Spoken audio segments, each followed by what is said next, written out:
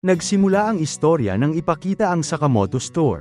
May mga batang naglalaro ang nakapansin ng pupo sa daan, iniisip nilang galing sa alien yun. Samantalang sa loob makikita naman ang bantay sa tindahan na busy kumakain ng noodles. Baliktanaw muna, merong isang hitman na kinukonsiderang GOAT o greatest of all time. At ang pangalan niya ay Taro Sakamoto. Makikitang may nahulog sa isang building, habang napakaraming mga armadong lalaki ang nakakilala kay Sakamoto at dapat daw ay mapatay nila siya. Sobrang bilis namang tumakbo nito papunta sa kanila, at nagawa pa niyang pugutan ang ulo ng isa na ikinagulat ng kasama nito. Sobrang nakaka-amaze, na tila John Wick ito na natalo ang napakaraming kalaban kahit na mag-isa lamang siya. Lahat ng mga bad guys ay kinatatakutan si Sakamoto, at nirerespeto siya ng mga hitmen. Ngunit, isang araw, may nangyari na nakapagpabago sa kanyang buhay. Sa isang company, meron siyang nakilalang magandang babae, at na love at first sight ito. Dahil dun, pinili niyang magretiro at iniwan ang pagiging hitman para sa pag-ibig. Ikinasal ito at di kalaunan ay nagkaroon ng napak-cute na anak. At dahil sa bagong buhay nito, tumaba at nag-iba na ang itsura ng dating matikas at macho na hitman. Sa labas ng bayan ng Tokyo makikita ang tindahan ni Sakamoto. Isang lalaki ang nasa labas nito na sinabing, hinahanap niya si Sakamoto. Sa loob naman ng store, may batang nag-drawing ng target sa pintuan. Sinabi ng bata kay Sakamoto na kapag tinamaan niya ang target gamit ang kanyang pana, dapat daw ay bigyan niya siya ng libreng juice. Excited naman itong maglaro. Nakaupo lang ang dating hitman na si Taro Sakamoto habang naroon din at nagbabantay ang asawa niyang si Aoi. Napansin itong napapadalas na raw ang pagbisita ng batang yun sa tindahan nila. Habang pinupulot ng bata ang pana niya sa lapag, na out of balance ito nang tumapon ang laman ng bag niya sa likuran. Saktong merong naglalakad sa harap niya na isang lalaki na natapunan. Halatang nainis ito at kinabahan ng bata. Hinayla niya ito sa galit at sinabing tignan ang nangyari sa puti niyang pantalon. Nabahala naman si Aoi at tinanong ang asawa sa dapat nilang gawin. Nang bubugbugin na sana ng lalaki ang bata, biglang lumapit si Sakamoto at pinigilan ito. Halatang sobrang lakas niya, kumuha ito ng ballpen at binyantaan siya. Sa isip nito, nais niyang tusukin sa leeg ang lalaki. Pero, umalis na lang ito at tinawag na Porky si Sakamoto. Habang lumuluha, nagpasalamat naman ang bata sa kanya. Sa isip ng bida, muntikan niya nang mapatay ang lalaking yun. Meron namang bumati sa ginawa nito. Nakita niya raw kung paano nito tinarget ang carotid artery ng lalaki gamit ang ballpen. Nagpakilala siyang si Shin, ang clairvoyant. Ibig sabihin, meron itong ability na makita ang hinaharap o mga bagay na hindi nakikita ng iba. Matagal-tagal na rin daw nang huli silang magkita nito. Bigla naman siyang sinapak nito. Gulat na gulat si Shin dahil ang unang inisip ni Sakamoto nang makita siya ay ang patayin nito. Muli niyang binanggit na siya si Shin, dating nagtatrabaho para sa kanya. Nainis si Sakamoto dahil sa pag-upo nito doon. Ang kakayahan ni Shin ay ang mabasa ang iniisip ng iba. Nang mag-usap na ang dalawa sa labas ng tindahan, napatunayan na ni Shin ang chismis, na nang magretiro ito bilang hitman ay nag-open siya ng store. Inudyok niya itong bumalik sa mundo ng pagiging hitman pero walang sagot si Sakamoto. Nakakapanghinayang raw ang mga kakayahan nito at isa pa, tumaba na raw siya. Gayunpaman, sagot lang ng bida na hindi na raw siya babalik pa sa pagiging hitman muli. Inalala ni Shin ang mga panahon noon, kung saan kinatatakutan ng lahat si Sakamoto. Isa raw siyang legend, kaya hindi niya matanggap kung bakit naging ganito na siya ngayon.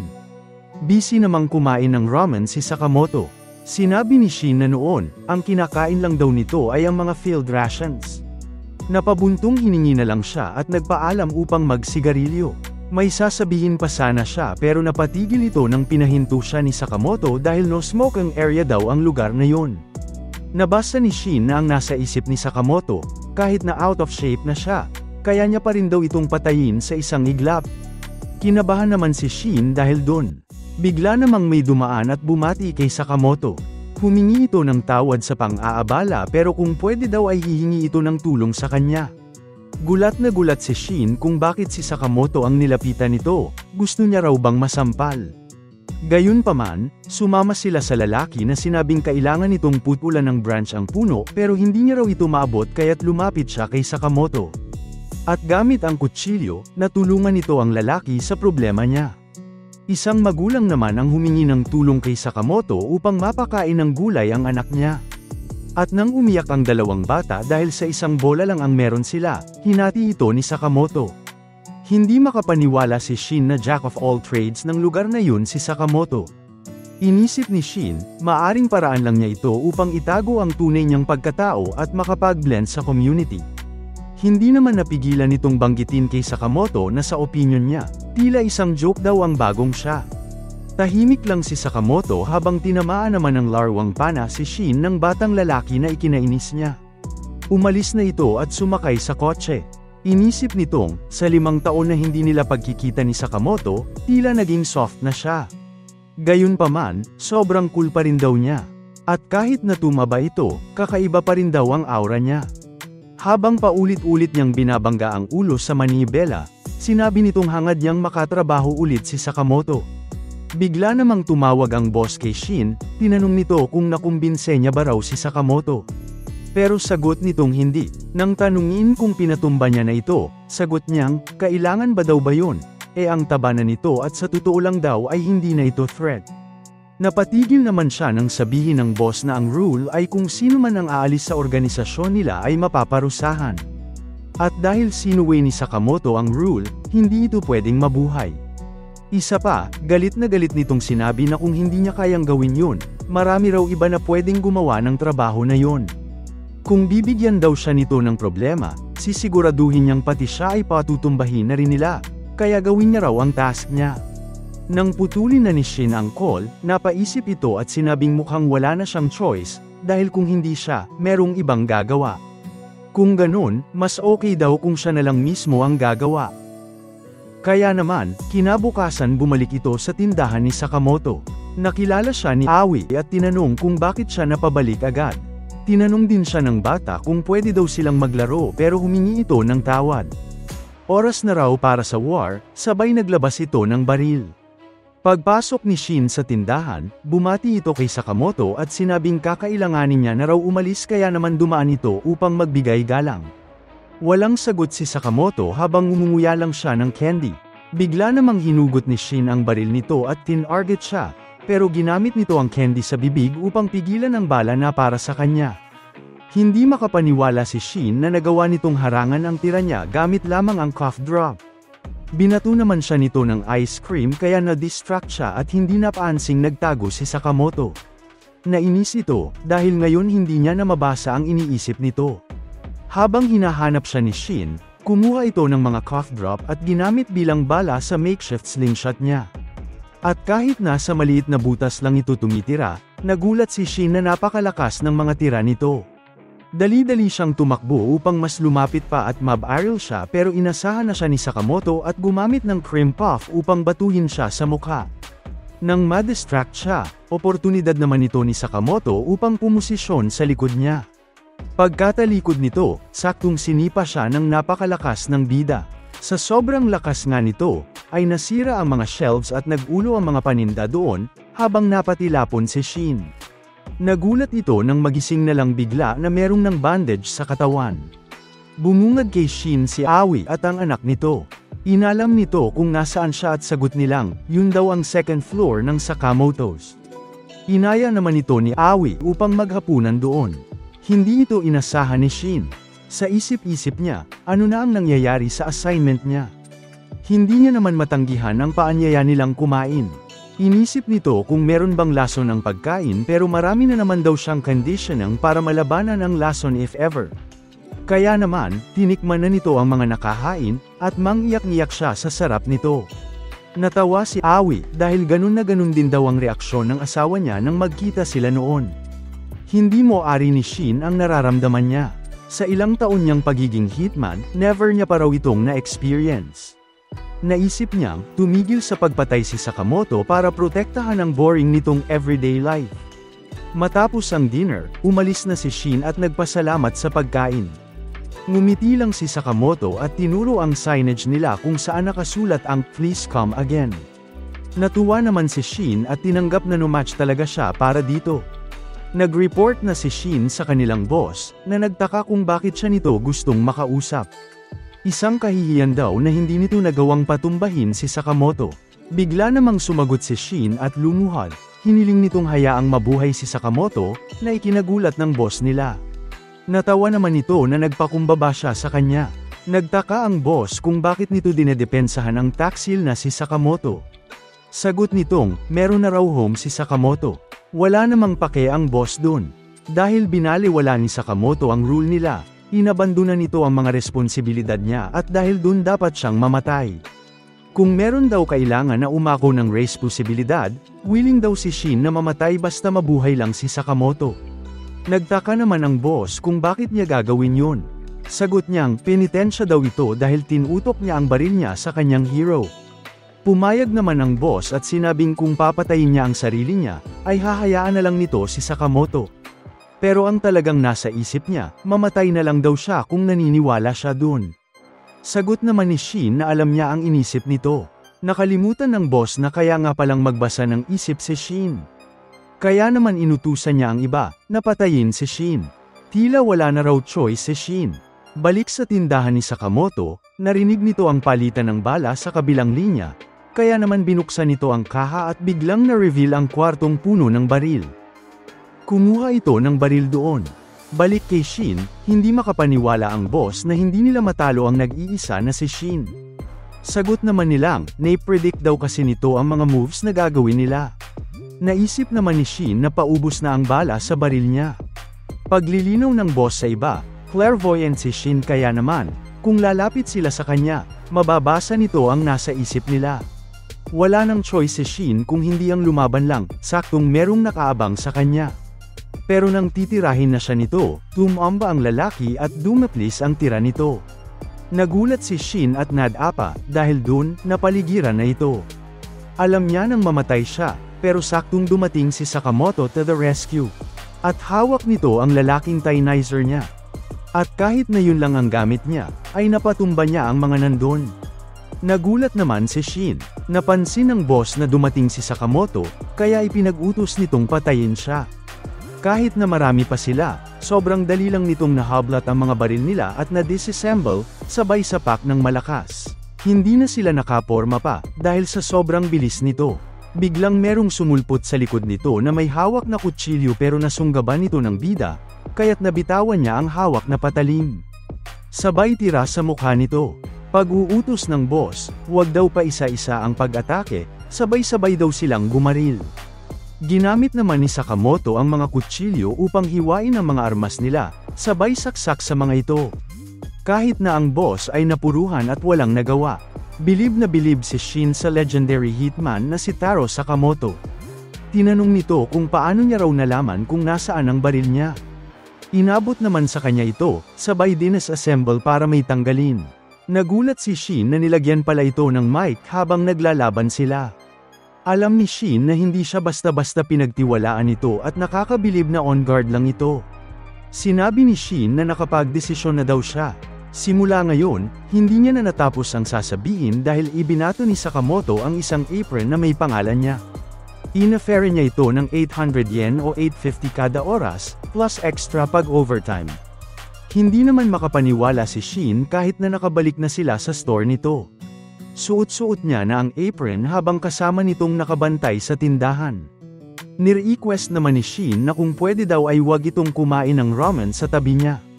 Bago daw kasi ang shirt niya, ang kalat nitong kumain at tumatalsik ang sabaw. Pagpasok naman ni Aoi, pinuri nito si Shin at ayos daw ang look niya. Nag-blush naman ito nang sabihin niyang bagay daw sa kanya. Merong namang matanda sa loob na nahihirapan maghanap ng detergent kaya dali-daling lumapit si Shin upang ituro kung saan. Natuwa ang lola dahil hindi niya na kailangang tanungin pa at nagpasalamat ito. Natuwa si Aoi dahil makakatulong daw si Shin sa kanila. Sa isip naman ng batang lalaki doon, mas gusto niya raw makita si Mrs. Sakamoto sa apron na yun. Nairita naman si Shin dahil narinig niya ang iniisip nito at tinawag siyang perv.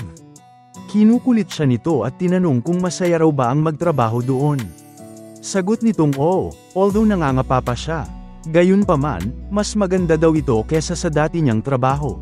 Nang tanungin kung ano ito, inisip ni Sakamoto na kapag sinabi niya ay mamamatay ito. Kaya naman pinagpawisan si Sheena at sinabing, clean job daw para sa society ang ginagawa niya noon. At yun na nga ang kwento kung bakit nakatrabaho na muli ni Shin si Sakamoto. Isang linggo na ang nakaraan, simula nang iwan ni Shin ang buhay ng pagiging hitman at nang magtrabaho siya para kay Sakamoto. Gayunpaman, napahanga raw siya nito. Never pa raw siyang nakakita ng CQC or close quarters combat gaya nun mula sa ibang hitman. Kahit na raw retired na si Sakamoto ay the best pa rin ito. Inisip naman ni Sakamoto na magtrabaho na lang dapat siya. Dagdag ni Shin na puruhan daw nito bawat isa sa kanila, sa isang tira lang. Nagpantig naman ang tenga ni Aoi nang marinig ito. Tinanong niya ang asawa kung bumalik na naman daw ba ito sa pagpatay. Todo tanggi naman si Sakamoto. Napatanong si Shin kung paano yung mga lalaking natalo nito. Paglilinaw ni Sakamoto na hindi naman daw nakamamatay ang mga sugat na natamo nila. Pinaalala naman ni Aoi sa kanya na ang penalty sa pag-break ng family rules nila ay divorce. Nag-walk out si Aoi after noon. Napatanong si Shin ano ang tinutukoy nitong family rules. Sa isip ni Sakamoto, tinusok niya ito ng mga ballpen sa leeg. Tila naramdaman naman ito ni Shin dahil nabasa niyang nais siyang patayin nito sa isip niya. Sinabihan siya nitong tigilan na ang satsat. Lumabas muna si Aoi at medyo nabahala, na naging hard ito sa asawa niya kaninang umaga. Naiintindihan naman daw siya ng kasama niya dahil kahit siya ganun din. Nagpaalam na sila sa isa't isa nang dumating ang bus ni Aoi. Sa labas ng tindahan, busy namang magwales si Shin. Napansin nito ang officer na naka-e-bike at tinanong kung nagpapatrol daw ba ito. Nakilala siya nito bilang worker ni Sakamoto. Kwinento ng officer na napapadalas daw ang nakawan doon lately, kaya naman, on the lookout ito. Pagyayabang naman ni Shin na ang tindahan daw nila ang number 1 na pinaka-safe na shop sa Japan. Natuwa naman ang officer dito. Nang umalis, sinabi nitong hindi daw nila alam kung kailan muli aatake ang mga magnanakaw. Sa tindahan, sinabi ni Shin na hindi niya ma-imagine na magkakaroon ng tunay na krimen sa lugar na yon. Siguro, masyado lang daw nanonood ng mga pelikula ang officer. Inisip ni Sakamoto na magde-deliver na sila. Sa bus naman, makikita ang mga armadong lalaki na nakamask. Tinutukan nila ng baril ang mga pasahero at ipinag-utos na walang gagalaw, sa kanila na raw ngayon ang bus na yon. Kapag gumawa daw sila ng suspicious na move ay mamamatay sila. Yun pala ang bus na sinakyan ni Aoi. Nagulat ito, pero ang concern niya lang ay kung ano ang gagawin sa ice cream na binili niya, dahil baka matuno. Inisip nito kung magagalit daw ba ang mga magnanakaw kapag kinain niya doon. Sanara muna nila ang tindahan at habang nagmomotor, muling tinanong ni Shin ano ang nabanggit na family rule ni Aoi. Masyado daw ma-effort I explain, sagot ni Sakamoto. Sabi naman ni Shin, pwede namang alalahanin niya na lang. Kaya niya namang mabasa ang nasa isip nito. Nainggit namang si Shin dahil sa family vibe na yon. May napansin naman si Sakamoto, kaya dali-daling prom-ino si Shin. Ano raw ang meron at sagot nitong Bass Jock King. At naroon ang asawa niyang si Aoi. Sa loob ng bus, binanggit ng lalaki na traumatic daw kapag na-discontinue ang favorite manga nito. Kaya naman, nais nilang i-crash ang bus na yun sa building ng Shuei. May sasakripisyo daw ang buhay nila para mas mapabuti ang manga industry. Takot na takot ang ibang pasahero, habang si Aoi, ang nasa isip lang ay mal-elate na siya para sa hapunan. Tinutukan naman ito ng isang lalaki at sinabing, tila wala siyang pake sa manga. Masyado daw itong kalmado para sa isang taong mamatay na. Nagulat naman si Aoi na kausap pala siya nito. Sagot nitong, syempre naman daw, alam niyang palagi siyang ililigtas nito. Napatanong naman ang lalaki kung sino ang tinutukoy niya. Sinabi ng kasama nitong, nababaliw na raw ata ang babae at hayaan na lang. Anyway, mamamatay na din naman yon. Nang nagmamadali nilang hinabol ang bus, kinumpirma ni Shin ano ang mga priorities ng kanilang rescue mission. Una, i-rescue ang mga hostage. Pangalawa, hindi dapat ma-reveal ang pagiging hitman nila. Dagdag ni Sakamoto, wala rin daw pwedeng mamatay. Hindi pwedeng magdulot ng nakamamatay na sugat. Nabanggit ni Shin na nang makipaglaban sila ng nakaraan, bakit daw sobrang ingat nitong hindi makapatay. Balik tanaw 5 years ago, 22 pa lang si Sakamoto habang 21 naman si Aoi. Nababalot ng dugo si Sakamoto, kaya't alam ni Aoi na may pinatay na naman nito. Sagot naman nitong, ginagawa niya lang daw ang trabaho niya. Hindi naman ito matanggap ni Aoi, bakit daw siya gagawa ng ganung kasamang bagay. Sabi niya, kailangan niyang magtrabaho para mabilhan siya ng regalo. Ayaw raw niya ng regalo na yun kung nabahira nito ng dugo. Napaisip naman ng bida dahil doon. Nag-walk out si Aoi at sinabing, hindi niya na raw kaya. Kung hindi nito kayang magbago, then, hindi raw sila pwedeng magsama. Bigla na lang itong tumalon sa railing at nagpaalam sa kanya. Nagulat naman si Sakamoto dahil sa ginawa niya at dali-daling tumakbo para sagipin siya. Sa sobrang pagmamadali nito, nasira ang railing na ipinagtaka ng mga tao. Akala ni Aoi na mamamatay na sila pero buti na lang daw at may snow. Tumingin ito kay Sakamoto at sinabing, siguradong malulungkot ito kung mamamatay siya. Naiintindihan niya raw ba, kung gaano niya kagustang iligtas siya, ganun din ang iba. Lahat ng tao, ay merong someone na mahalaga sa kanila. Kaya naman, inudyok nitong mangako siya, na hindi na siya papatay pa ng tao. Yung daw ang rule nila. At para makabawi para sa mga taong napatay niya, dapat daw ay I'd vote nito ang sarili niya upang tumulong sa ibang tao. Inamin ni Aoi na medyo reckless ang ginawa niya na yun. Muli, sinabi ni Sakamoto kay Shin na hindi sila pwedeng pumatay. As usual, mag-uusap lang sila gamit ang telepathy. Finally, nasa likod na sila ng bus, bumwelo si Shin upang makaakyat sa taas ng bus. Nagulat naman ang mga armadong lalaki sa loob, at napantanong kung ano ang tunog na yon. Ginamit ni Shin ang hoodie niya para takpan ang mukha, at sinabihan si Sakamoto na coveran ang mukha nito para di makilala. Hindi napansin ni Shin na may bridge na pala malapit. Bumwelo naman si Sakamoto upang tumalo ng sobrang taas, at naiwan sa bus si Shin, na bigla namang humiga upang hindi mauntog. Gayunpaman, nasira ang motor nito dahil doon. Hinanap ni Shin si Sakamoto at nakakagulat, na nagtatatalo na palates sa mga bahay-bahay. Inisip nitong uunahan niya raw ang bus at nakuha naman ni Shin ang mensahe. Nagulat si Sakamoto nang may makakita sa kanyang mga bata na naglalaro. Tumalon lang ito sa harap nila. Pumasok naman bigla sa bus si Shin gamit ang bintana. Binasag niya ito upang makapasok at nagulat ang mga nandun. Humawak siya sa bus handle at inatake ang mga criminal. Tinamaan niya ang leeg ng isa at binyantaan ng isa na babaliin ang braso kung hindi nito papahintuin ang bus. Napatingin naman si Shin sa driver na humingi ng tulong. Hindi niya raw matanggal ang paa niya sa gas dahil sa mga kadena. Ginaisen ni Shin ang criminal para tanggalin ang kadena. Nireport niya bigla kay Sakamoto na hindi daw mapapahinto ang bus. No problem, sagot ni Sakamoto na merong suot na girl mask sa ulo. Hawak-hawak nito ang traffic sign at sinabing siya raw ang magiging traffic stop. Ginamit nito ang traffic sign at buong lakas na pinigilan ang umaandar na bus.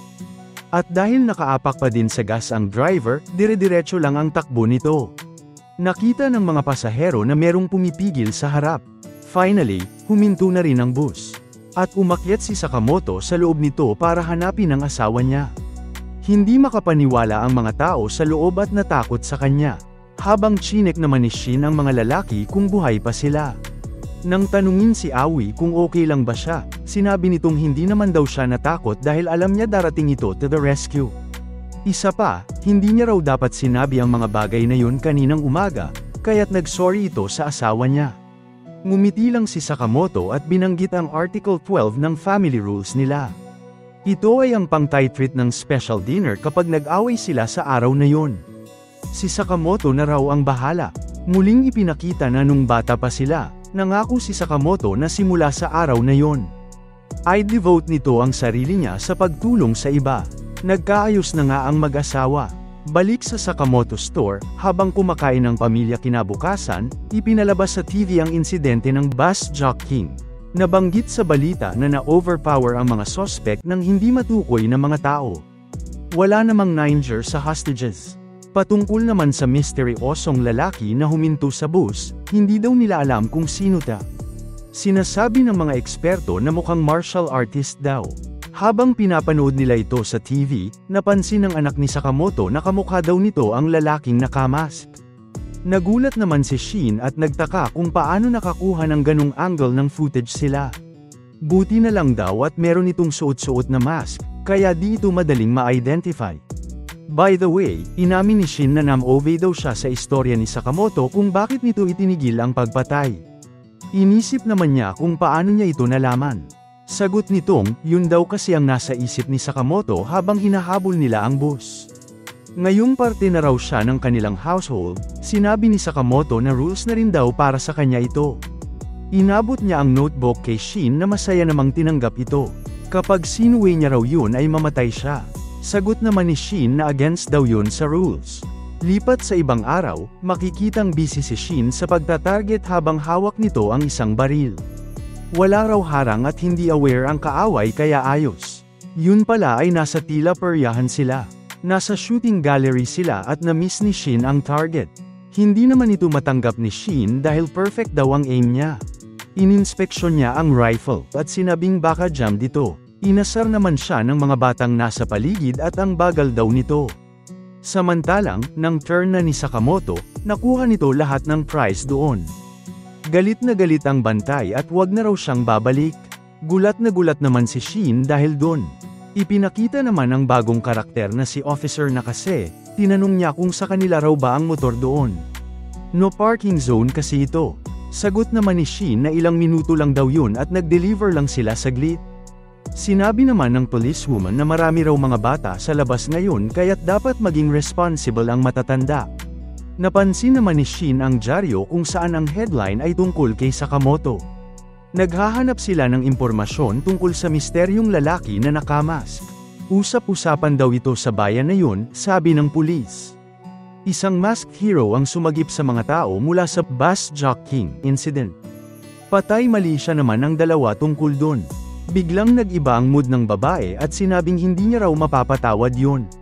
Anong klaseng bayani daw ang gagamit ng dahas? Sisiguraduhin niya raw na maaaresto sila.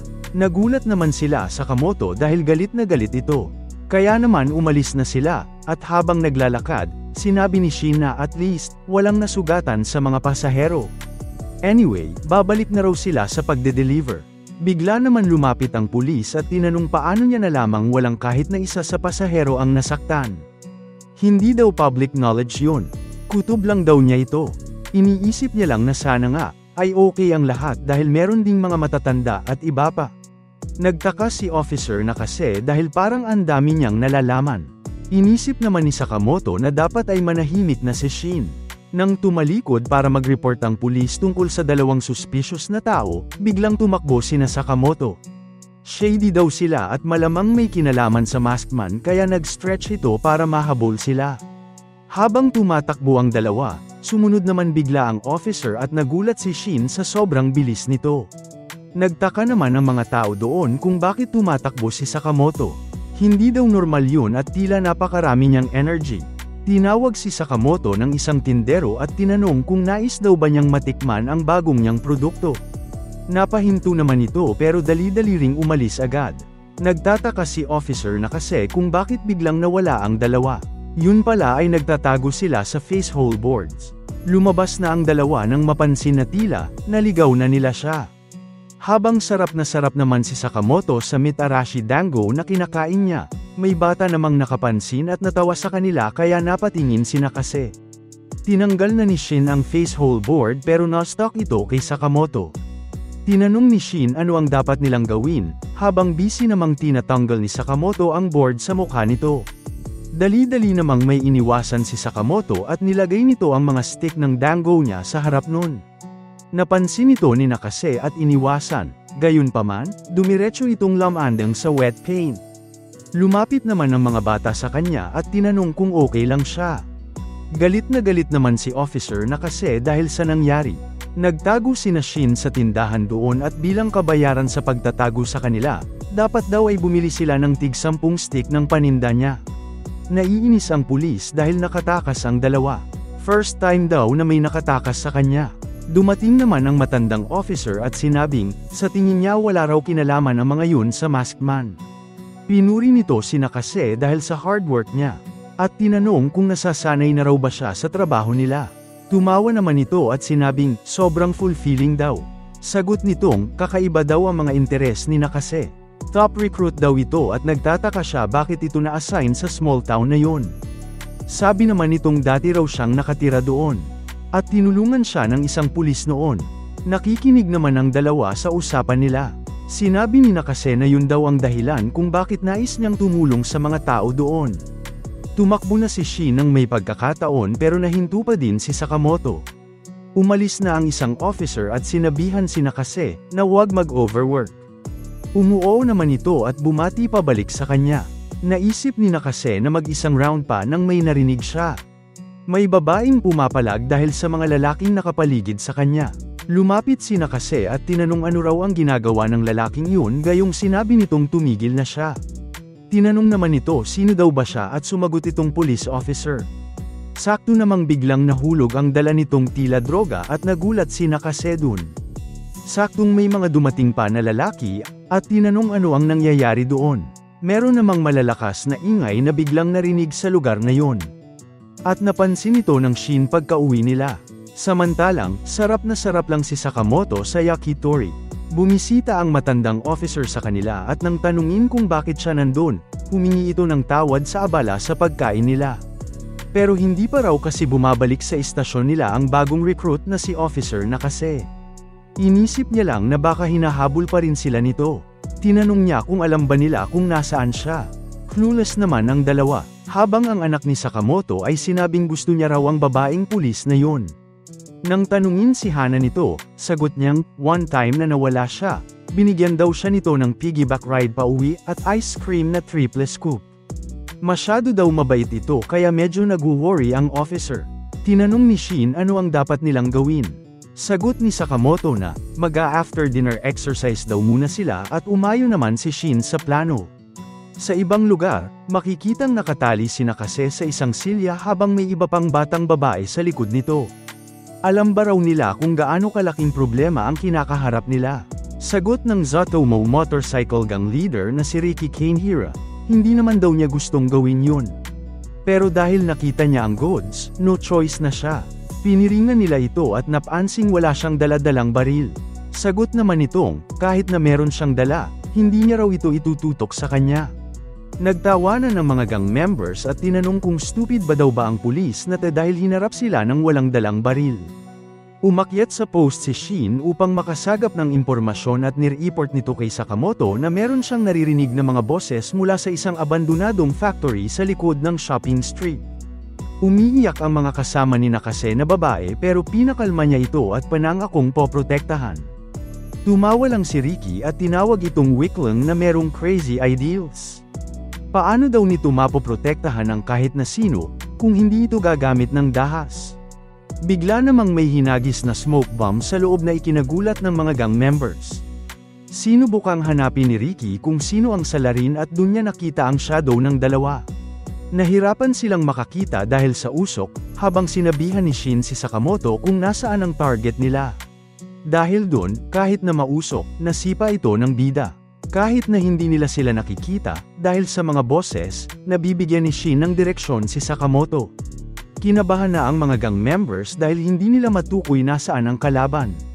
Bigla-bigla na lang itong lumalabas sa usok at direkta silang naatik at tinatamaan ng mga hampas, suntok at sipa. At kahit na napakarami nila, no match ito para kina Sakamoto at Shin.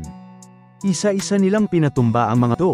Kaya naman, di kalaunan ay napagbagsak na rin nila lahat sila. Nagulat si Nakase dahil bigla na lang tumahimik. Nagtaka siya sa kung ano ang nangyayari. Nainis si Riki at pinagbuntungan ng pulis dahil kasalanan niya raw lahat yun.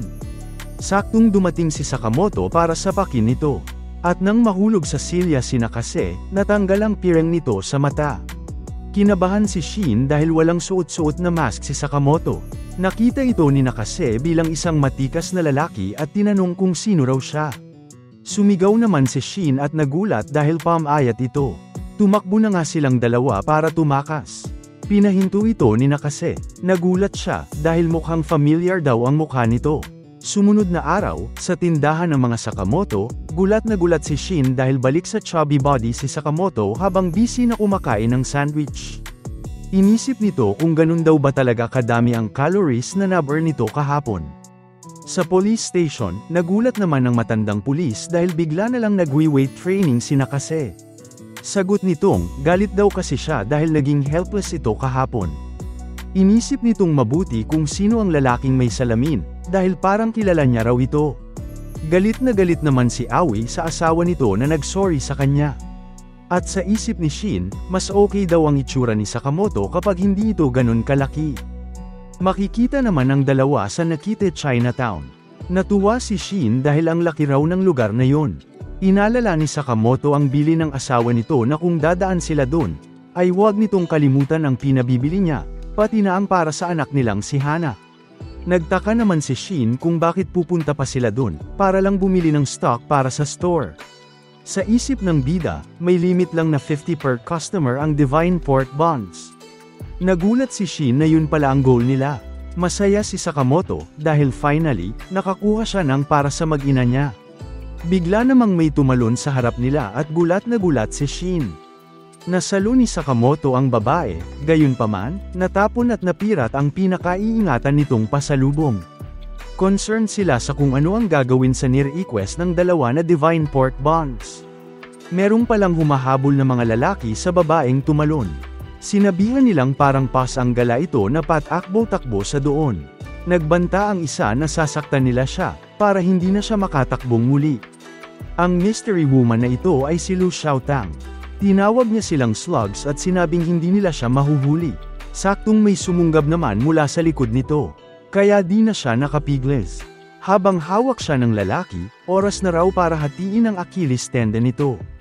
Bigla namang lumapit si Sakamoto, at gamit ang tongs ay pinutol nito ang hawak na kutsilyo ng lalaki. Si Shin naman ay biglang tumalon at hinampas ang bag niya sa lalaki. Nagtaka sila kung sino ang mga ito. Nang makapiglas naman si Lu, bigla na lang itong naghanda upang atakihin ang lalaking may baril. Sobrang lakas ng suntok nito at napahanga si Shin dahil sa galing nito sa Tai Chi. Ngayong napatumba na sila, na-curious si Shin kung sino raw ang babae na yun, habang si Sakamoto ay concerned lang sa port bonds nito. Marami pang dumating na mga lalaki na natukoy si Lu. Sinabi nilang kasama rin ito ang gang niya. Nagulat naman sina Sakamoto na napagkamalan silang gang members ni Lu. Kaya naman dali-dali silang tumakbo at tumakas habang buhat-buhat ni Sakamoto si Lu. Hinabol sila ng mga lalaki at pinaputukan pa nga. Napansin ni Shin na napapadalas na raw ang ganung mga pangyayari lately. Habang si Lu naman ay nagtanong kung sino daw sila, nang hanapin kung nasaan na raw ang babae. Ang sagot nila ay nakatas ito. Tumakbo raw siya kasama ng ilang lalaki. Inaalam na nila kung sino raw ang mga kasama nito. Saad nilang nakuha na raw nila ang pamilya nito. Pero ano raw ang point kung nakatakas na siya ngayon? Ang boss pala nila ay si Wang na chairman ng Dance Hokai. Hindi ito makapaniwala na hinayaan nilang makatakas muli si Lu. Humingi naman ng tawad ang lalaki. Pero pinaalis na siya ni Wang at sinabihan na tawagin ang alam na nila kung sino. Bigla namang itong pinugutan ng ulo ng isang lalaki. Sinabi ng pumugot kay Son Hee, na pilit pa rin daw humihinga ang ulo, mukhang di niya napansing patay na siya. Sabay tawa, ito pala ang kuya niya na tinawag si Batcho na stupid. Huwag daw niyang paglaruan ang mga bangkay. Hindi daw ito klase. Tinanong naman ni Wang kung bakit niya pinatay ito. Baliw daw talaga silang magkapatid. Sinabi ni Wang na kailangan niya ang susi na hawak ni Lu. Kung makukuha niya raw yun, then siya na ang mag-rule sa Chinese black market. Ang trabaho daw nilang magkapatid ay ang hanapin ito. Tinanong naman ni Batcho kung pwede nilang patayin ang mga haarang, at sagot nitong, as you please. Balik kina Shin, gulat na gulat ito nang malamang anak pala si Lu mula sa pamilya Triad. Ang sikat na Lu family. Sinabi naman nitong hinaan niya ang boses niya. Tinanong ni Shin kung bakit siya hinahabol, at sabi niya, dahil daw sa susi na hawak niya. Meanwhile, port bonds pa rin ang nasa isip ni Sakamoto. Kwento ni Lu, ang susi raw na yon ay para sa hidden safe ng pamilya. At ipinagkatiwala ito ng mga magulang niya sa kanya. Sinabi ni Shin na itapon niya na raw yun, dahil hindi ito worth it para mamatay siya para dun. Pero sagot ni Lu, na never. Prinutektahan daw ng mga magulang niya ang susi na yun. Kung hindi niya ito maalagaan, hindi niya raw sila mahaharap sa afterlife. Nang tanungin ni Shin kung napatay ba raw sila, sagot nitong none of their business. Humingi ito ng paumanhin at naabala pa sila niya. Bigla namang hinayla ni Sakamoto si Shin. Tinanong nito kung marunong si Lu gumawa ng pork buns. Oo raw, dahil tinuruan siya ng tatay niya. Nagulat naman si Shin dahil sa dedication ni Sakamoto para sa pork buns. Ang mga lalaking involved daw ay malaking problema. Sagot nitong, postponed muna ang pagre-restock nila. Ang goal ay matulungan si Lu. Pero pag natapos na raw, kailangan itong gawan sila ng pork buns. Yun ang deal. Nagulat naman si Lu at napatanong kung sino ba sila. Sakto namang may napansin si Shin na parating. Ito pala ay si Batcho, na bigla na lang sinipa si Sakamoto sa mukha. Nagulat naman si Shin dahil sa sobrang lakas ng impact, napatilapon sa kabilang building si Sakamoto. Nainis naman si Lu dahil nahabol na sila ng mga ta. Bad news daw yun. Sinabihan ni Son-hee ang kapatid na wala raw itong style. Pero pinatahimik lang siya ng kapatid nito at sinabing ano ba daw ang style sa isang assassin. Hanapin daw agad ang target at patayin. Pwede namang ayusin ang bangkay nicely pagkatapos. Sagot ni Son-hee na ang problema raw ay kung paano ito pumatay. Tinanong ni Shin kung sino ang mga yun at sagot ni Lu na sila ang twin assassins na sina Son-hee at Batcho. Binabayaran daw sila para pumatay ng kahit na sinong target. Serial killers sila parehas na nag-e-enjoy sa pagpatay. Nakakadiri daw ang mga yun dahil inuuwi pa nila ang mga ulo ng napatay nila para i-sketch. Sinabi naman ni Batcho na sikat daw pala sila. Ayos daw. Sabi naman ng kambal nito na dapat ay anonymous sila. Bigla namang umatake si Shin kay Son-hee pero napagilan niya ito. Nagalit daw ba siya dahil pinatay nila ang kasama niya? Sobrang sensitive daw nito. Napatanong naman si Shin ano ang sinasabi niya. Kung hindi daw nila kilala si Sakamoto, then amateur pa raw sila. Sa likod, pupugutan na ni Batcho si Lu pero biglang bumalik si Sakamoto at pinabagsak ito. Nagulat naman ang kakambal nito. Sinuggest ni Sakamoto na okay din daw kung gagawa din sila ng sweet bean buns. Hindi sila makapaniwala sa sobrang lakas na ipinamalas ng bida. Nabasag pa nga ang lapag na at dahil dun, nag-crack ito at biglang gumuho sa kainan sa baba. Kaya naman tinuloy nila ang harapan doon. Napahanga si Son-hee dahil malakas nga daw ang lalaki na yun. Nang tanungin niya ang kapatid sa opinion nito, sagot niya na hindi naman daw big deal na nag-collapse ang floor. Oras na raw para patayin nila ang Joker na yun. Samantala, hinanap nila si Lu at sinabihang iabot na ang susi na parang isang good girl para naman daw bigyan nila siya ng beautiful death. Sagot naman niyang, susi yun sa treasure ng parents niya kaya naman, mas okay pa daw na mamatay na lang siya, kesa ipasa ito sa kanila. Okay daw, sagot nito. Ganun din ang sinabi ng mga magulang niya, bago sila mamatay. Mas pinahahalagahan pa raw nila ang bagay na yun kesa sa buhay nila. Ang mga taong gaya daw nila ay walang class. Nairita naman si Lu at sinabihan nitong manahimik. Aatake sana siya, pero pinigilan ito ni Sakamoto. Ano raw ang ginagawa niya? Sagot ni Shin na wag daw siyang magpapabait ng ganun. Inexplain ni Lu na nilalaman daw ng safe na yun ang family treasure nila. Namatay daw ang tatay niya sa kamay ng magkapatid na yun para lang maprotektahan ito. Tama daw ba yun? Tanong ni Son-hee, na bigla na lang nagbato ng maliit na kutsilyo na para sana kay Lu. Gayunpaman, nakuha ito ni Sakamoto. Nainis si Son-hee at sinabihan siyang huwag makialam sa kanila. Hahayaan na raw sana niyang makasama ni Lu ang mga magulang nito. Sagot ni Sakamoto na wala raw sa kanya ang pagdedesisyon kung ano ang mas mahalaga sa kanya. Pinatahimik naman ito ni Batcho at hinanda ang Meibo Brew special technique nila. Ang tofu scramble na kung saan gamit ang kanilang mga espada, ay napakabilis at paulit-ulit nila itong iwinasiwa sa kalaban para ma-shred.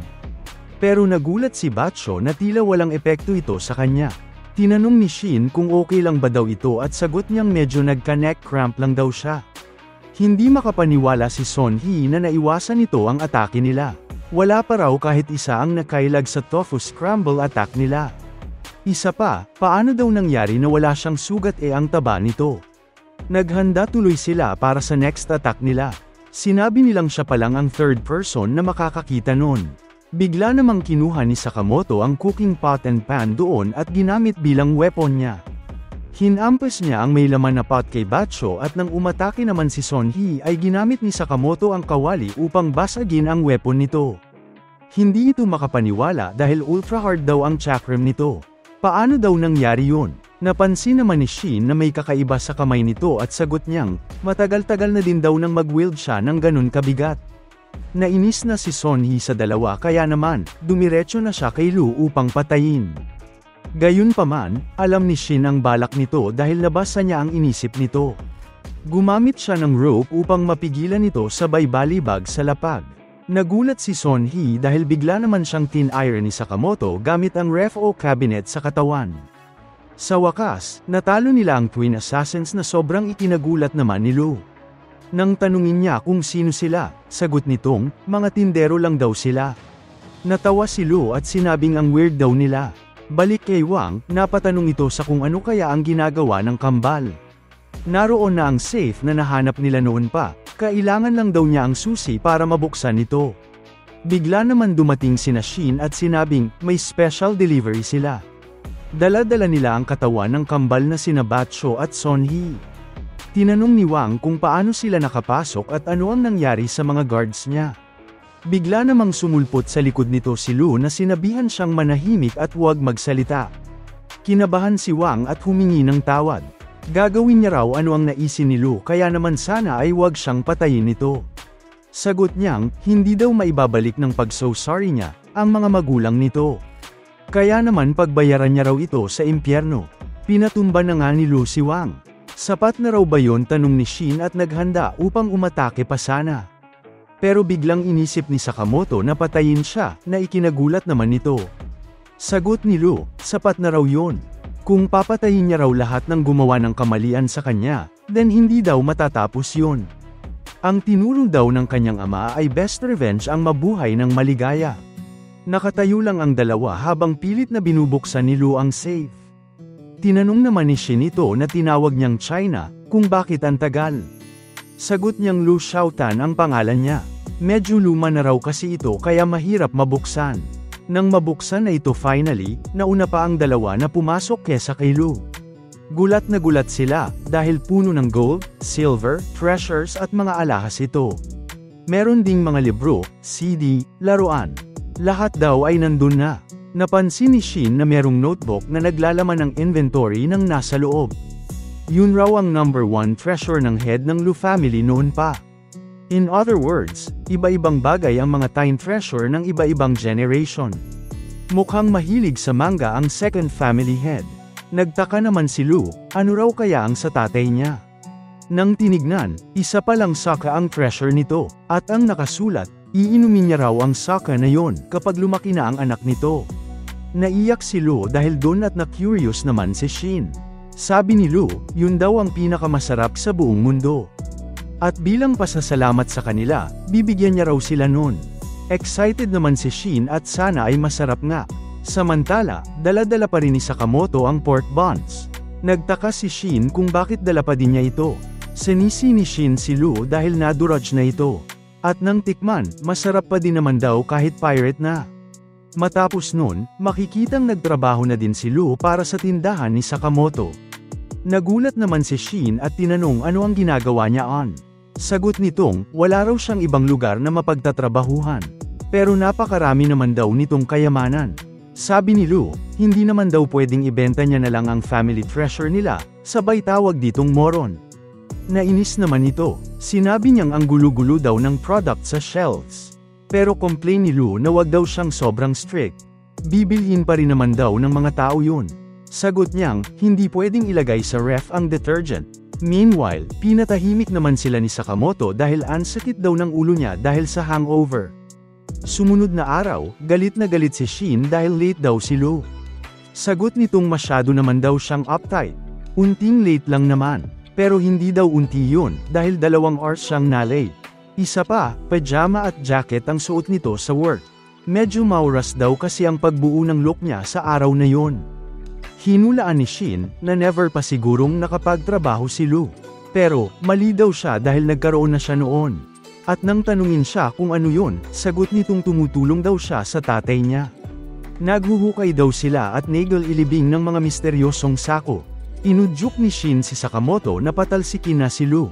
Hindi daw ito nababagay sa peaceful vibe ng tindahan. Ano daw peaceful vibe ang sinasabi nito?